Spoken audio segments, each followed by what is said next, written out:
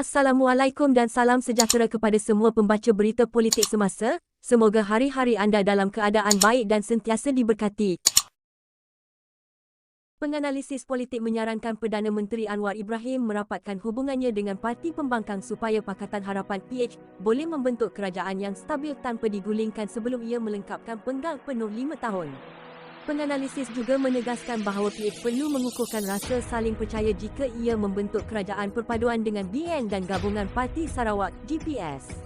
Ahli sains politik Wong Chin Huat berkata Anwar mesti menjadi Perdana Menteri untuk semua rakyat Malaysia, bukan hanya 38% pengundi PH dan 22% pengundi BN. Dia perlu memberi jaminan terutamanya kepada 30% pengundi yang menyokong PN bahawa suara mereka akan didengari di Parlimen dan melalui kerajaan negeri, katanya kepada Malaysia Kini dalam mesej teks. Kerajaan dipimpin Anwar tidak akan bertahan atau berfungsi jika minoriti yang besar sentiasa menentang dasar kerajaan.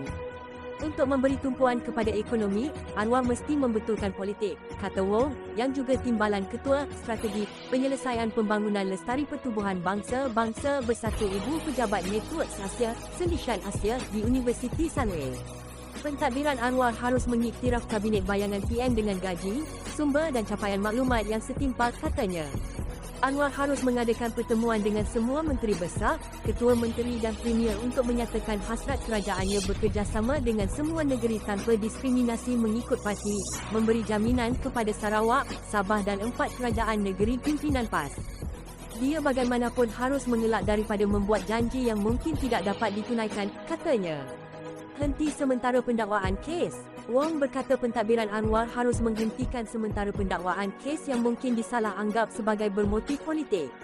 Perdana Menteri baru harus memulakan proses pemisahan pendakwaan awam dan sehingga itu moratorium ke atas sebarang pendakwaan kes yang tidak melibatkan keganasan politik yang mungkin disalah anggap sebagai pendakwaan bermotif politik terhadap pembangkang, katanya. Sementara itu, penganalisis politik Bridget Welsh menggesa Anwar untuk mengambil iktibar masa lalu, khususnya yang mengakibatkan kejatuhan pentadbiran PH pada Februari 2020.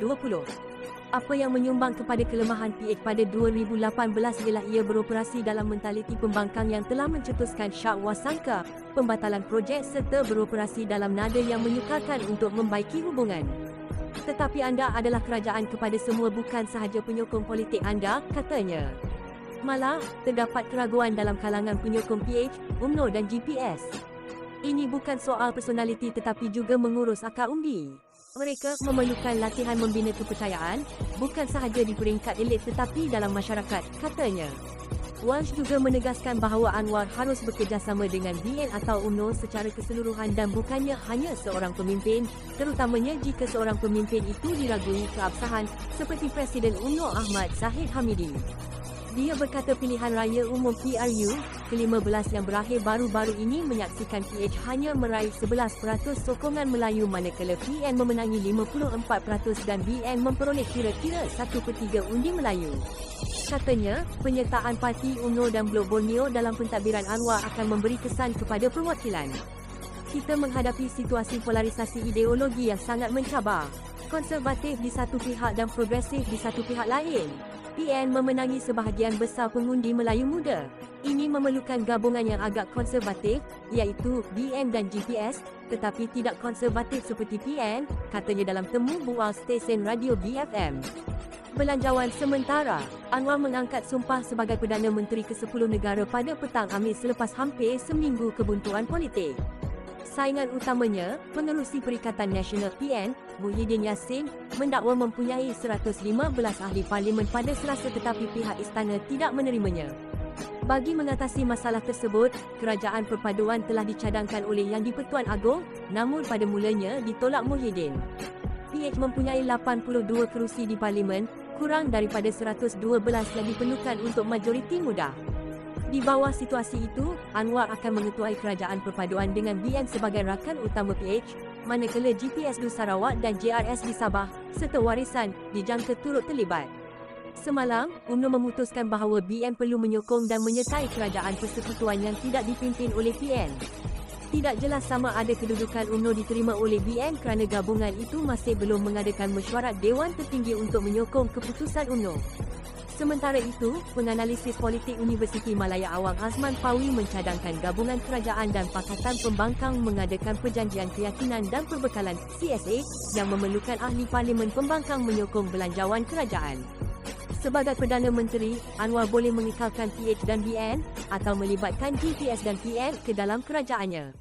Terpulang kepada keyakinan Anwar untuk tampil dengan formula kerajaan dan kabinet. Mungkin Anwar boleh menandatangani CSA dengan PN atau pihak yang kurang selesa dengan kerajaan yang memerintah tetapi jumlah mereka lebih besar daripada PH, katanya. CSA adalah kaedah terbaik untuk kestabilan politik dalam kerajaan Anwar kerana ia merangkumi skop yang lebih luas berbanding dengan memorandum persefahaman yang dimeterai antara PH dan PN, tambahnya. Sementara itu, Profesor Madya Ahmad Razman Abdul Latif dari Putra Business School berkata Anwar perlu mempercepatkan proses semakan semula belanjawan 2023. Ada keperluan mendesak untuk membentangkan bajet 2023 dalam masa terdekat oleh kerajaan perpaduan ini, katanya. Dia mencadangkan belanjawan sementara diperlukan untuk memastikan emolumen dibayar kepada penjawat awam.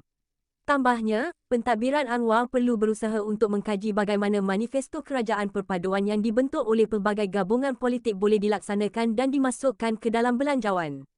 Sementara itu, Welsh menyatakan memenangi jalan tengah boleh dilakukan melalui meluaskan spektrum ideologi yang boleh mewujudkan rasa perpaduan. Merentasi banyak spektrum, formula dalam politik Malaysia ini adalah bentuk yang paling stabil dan serta-merta mereka mesti membentuk platform dasar bersama. Malaysia yang kuat ialah Malaysia yang mempunyai pembangkang yang kuat, yang memberi tumpuan kepada isu dasar untuk membawa negara ke hadapan, kata Welsh.